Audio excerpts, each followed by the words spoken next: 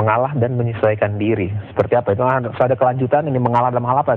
Jangan mengalah dalam menetapkan tersangka ya. Jadi tidak sepakat, tidak jadi tersangka. Hanya Abraham Samad yang tahu ya. Ya pemirsa, banyak pertanyaan mencuat ke publik terkait guncangan yang dihadapi Komisi Pemberantasan Korupsi. Ketua Komisi Pemberantasan Korupsi Abraham Samad pun mengaku merasakan tekanan dan ancaman hebat dalam mengungkap kasus korupsi. Lalu benarkah tekanan itu merupakan potret perpecahan di tubuh KPK atau memang gaya Abraham Samad tak mampu merangkul pimpinan kolegial KPK? Kami akan mengulas permasalahan ini bersama pengamat politik di Yogyakarta, ada Mas Ari Dwi Payana. Selamat sore, Mas Ari. Selamat sore, Mas. Selamat sore. Mas Ari, Anda melihat bagaimana ini dalam KPK menyelesaikan sebuah kasus besar di mana di kepemimpinan Abraham Samad ini? Karena kita lihat dari beberapa kali penetapan tersangka 2 kali ya, ada Miranda, kemudian ada kasusnya Wisma Atlet, Egy sendiri, kemudian ada pernyataan bahwa memang ada tekanan. Nah, ini Anda melihat seperti apa? Apakah memang KPK saat ini penuh dengan tekanan?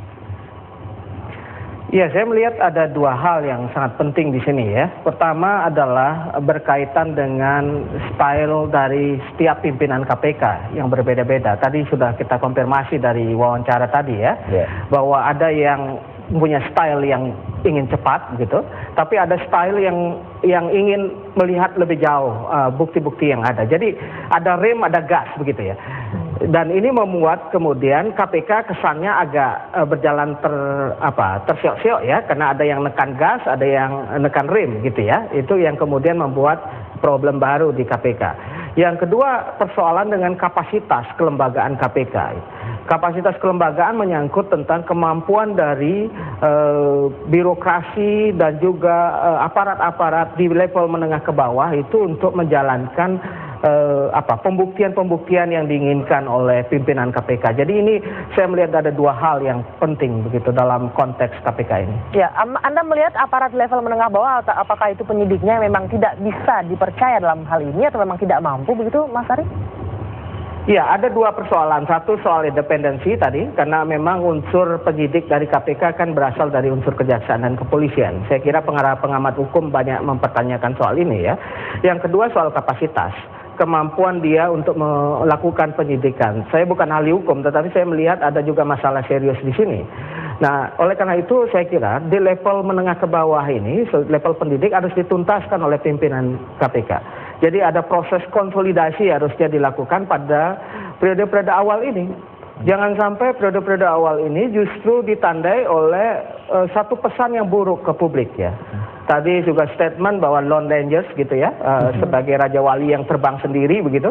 Itu pesan yang buruk ke publik gitu. Harusnya ada konsolidasi dulu secara internal begitu ya. Baik di level kepemimpinan. Ya, Mas Ari, bagaimana dengan pernyataan ini masih menyambung tadi? Bagaimana pernyataan Abraham Samad mengenai bahwa ternyata ia mengkoreksi diri, ternyata ia harus yang mengalah dan menyesuaikan diri? Ya, itu yang saya sebut tadi soal perbedaan style ya. Satu pimpinan KPK ingin tancap gas gitu, tapi ada beberapa pimpinan KPK yang hati-hati, cenderung untuk menginjak rem. Nah, sayangnya ini tidak dikonsolidasikan dulu secara internal begitu, sehingga kemudian kesannya keluar yang injak gas ini terekspos begitu, sedang yang injak rem tidak pernah terekspos dengan baik. Dan ini dimanfaatkan sesungguhnya oleh kepentingan-kepentingan di luar KPK begitu. Tentu saja kita tahu KPK sangat banyak kelompok-kelompok kepentingan yang ingin bermain terhadap KPK. Tapi poinnya kalau KPK ini sebagai lembaga yang solid gitu ya, dan punya kemampuan untuk mengkonsolidasi dirinya secara internal, maka tekanan itu akan tidak mampu di Mas Ari. Ya, Mas Ari, artinya tidak bisa konsolidasi di dalam. Apakah memang benar artinya memang terjadi perpecahan-perpecahan dalam tubuh pimpinan KPK sendiri? Mungkin belum sampai pada perpecahan, tetapi itu tadi saya pikir ada perbedaan perspektif ya yang sangat kuat ya.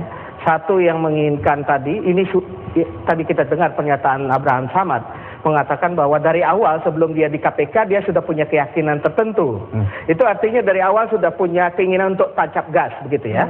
Tapi ada pimpinan lain yang punya perspektif yang beda. Nah, ini tidak terkonsolidasi sehingga keluar kesannya jalan mobilnya menjadi terseok-seok begitu ya. Oke. Pak Ari, Anda melihat perspektif yang berbeda atau Anda melihat seperti isu atau rumor yang beredar bahwa memang punya kepentingan masing-masing? Misalkan ada yang mengatakan bahwa Bambang Wijayanto misalnya punya kepentingan untuk Golkar misalnya, kemudian Buso itu untuk Demokrat, kemudian sementara Ketua KPK ini sendirian tadi, Abraham Samad.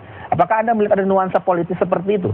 Jawabannya ditunggu dulu, ditahan dulu, kita akan kembali usai pariwara berikut ini.